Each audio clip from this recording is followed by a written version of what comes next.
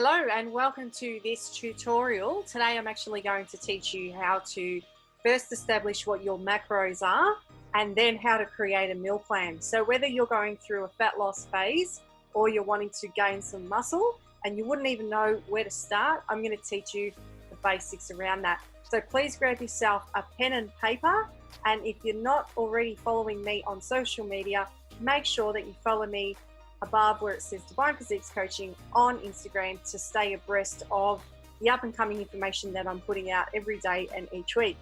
Okay, let's get stuck into it.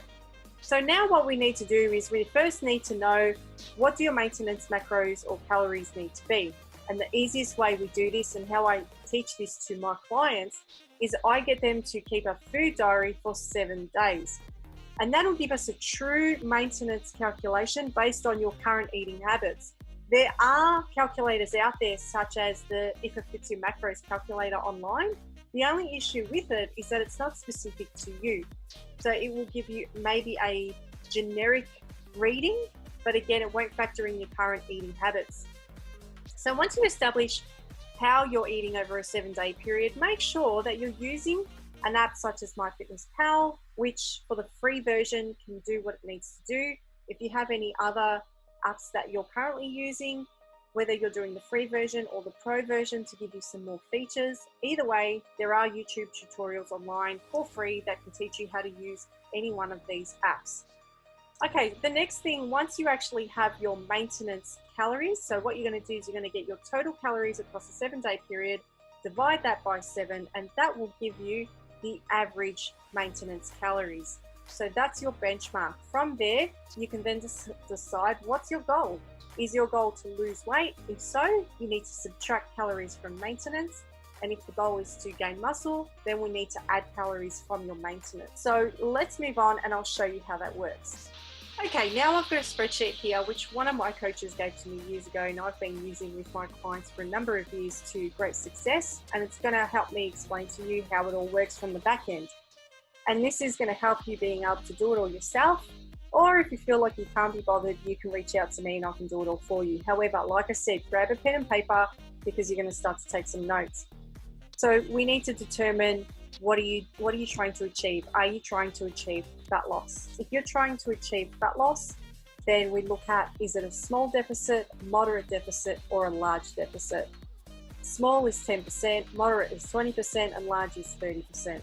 What does it actually mean though? How do you know what you should be at? So if we look over here, deficit size, a small deficit is appropriate for someone who's already lean or you're starting on low calorie intakes with a target rate of loss of 250 grams to 500 grams per month. Now that should actually be per week, not per month. So I'm just going to update that now. A moderate deficit is appropriate for moderately lean and healthy individuals. So somewhere in the middle. Again, I'm just going to change that over. And then we have a large deficit, which is appropriate for overweight individuals with a higher body fat percentage or aggressive dieting phases. So for example, might be someone that is going through a comp prep and they need to go into a harder deficit. All right, so if for example, you want to know how much weight should I actually be losing on the scales, small deficit, 250 grams to 500 grams per week is sufficient, or 500 grams to 1.5 kilos per week for a moderate deficit, and a larger deficit is up to 2 kilos per week. If the goal was muscle gain, you would add either 10% calories to your maintenance if it was a small surplus, and up to 30% on top of your maintenance calories for a large surplus. Let me explain how this works. Let's just say my maintenance calories is 1800 calories. If I wanted to put on muscle, and go to a large surplus, I would do times 0.3, means I would have to add 540 calories on top of 1800. So let's work this out. So in order for me to pack on muscle, I'd be having to eat that per day. What would it look like if I was wanting to lose weight? So let's just say I was losing weight. My maintenance calories is 1800. So I go 1800 and say I want to do a moderate deficit. Moderate deficit is 20%. So I'm going to times 0.2 is 360 calories. So 1800 minus 360 equals 1440. Now that's how much I have to consume each day in order for me to lose 500 grams or 1.5 kilos per week. If on the other spectrum, I wanted to go into a calorie surplus. So if I'm looking at gaining muscle and I wanted to do 20% moderate surplus, I would go 1800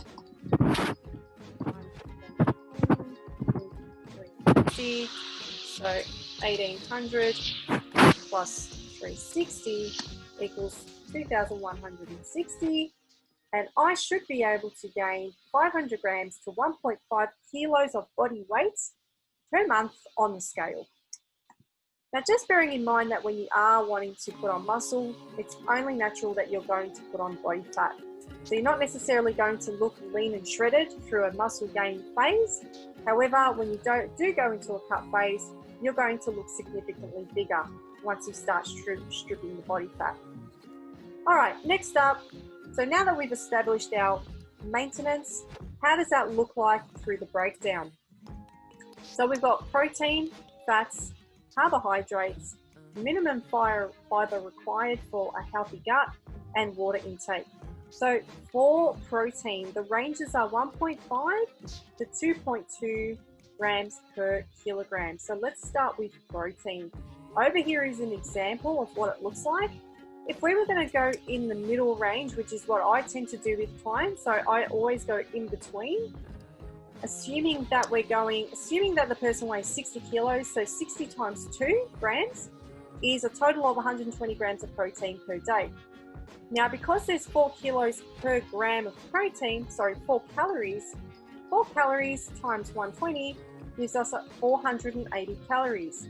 So what we need to do is that's going to go against our total calorie target. Next up, we calculate fat. Now, fat has more calories per gram. Fat has 9 calories per gram. So again, looking at the fat ranges, 0.6 to 1 gram per kilo.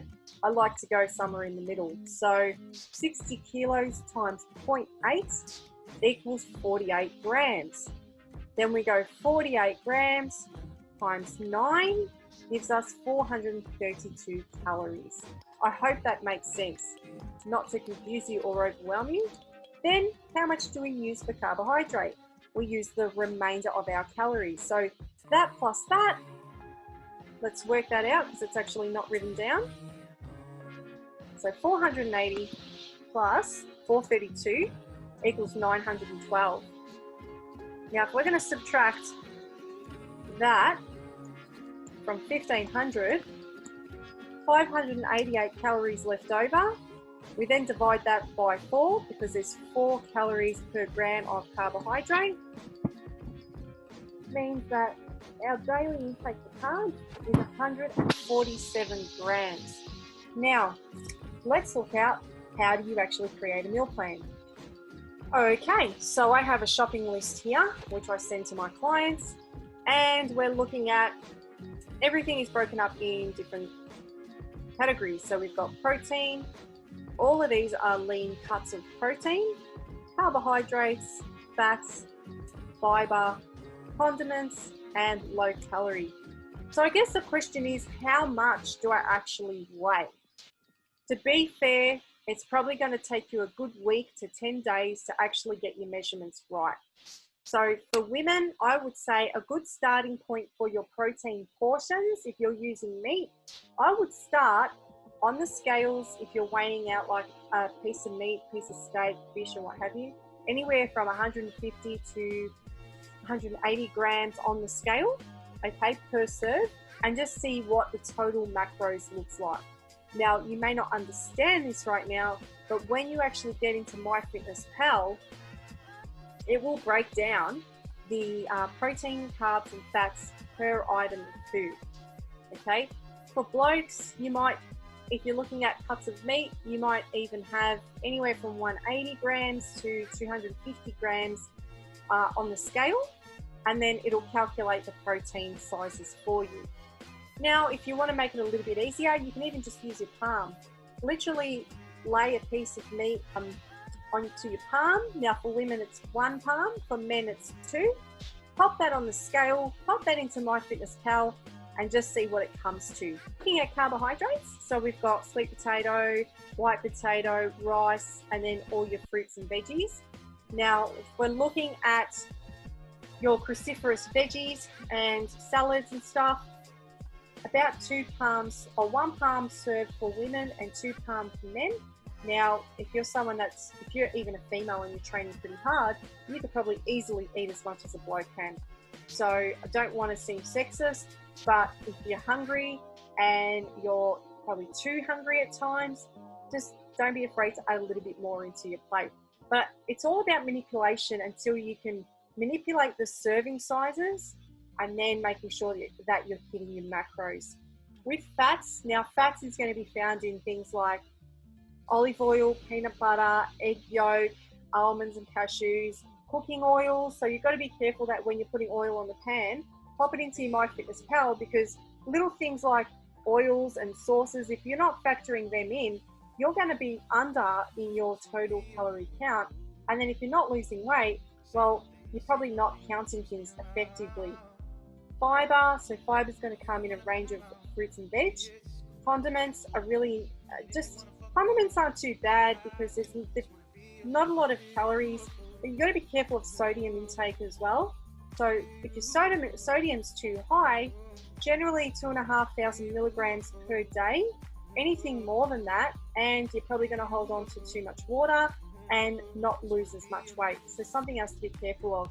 Low calorie, so things like soda water, sugar-free jelly, these are other optional snacks that you can have, or condiments, or like Queen's maple syrup, can you put that over your bacon, or a little bit of fruit or what have you. I love soda water, and that's probably it out of that. Oh, and chewing gum as well.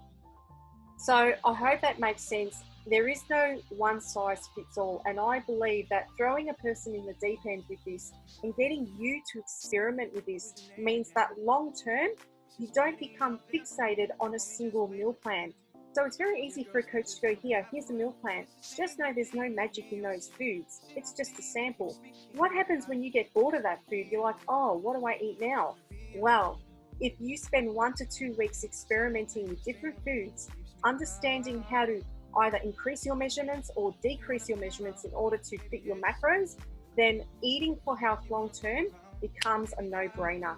So I hope this helps. If you do have any questions, make sure you comment below, shoot me a DM, like the video, or tag someone below that needs to see this. Thanks for watching, and I'll see you soon.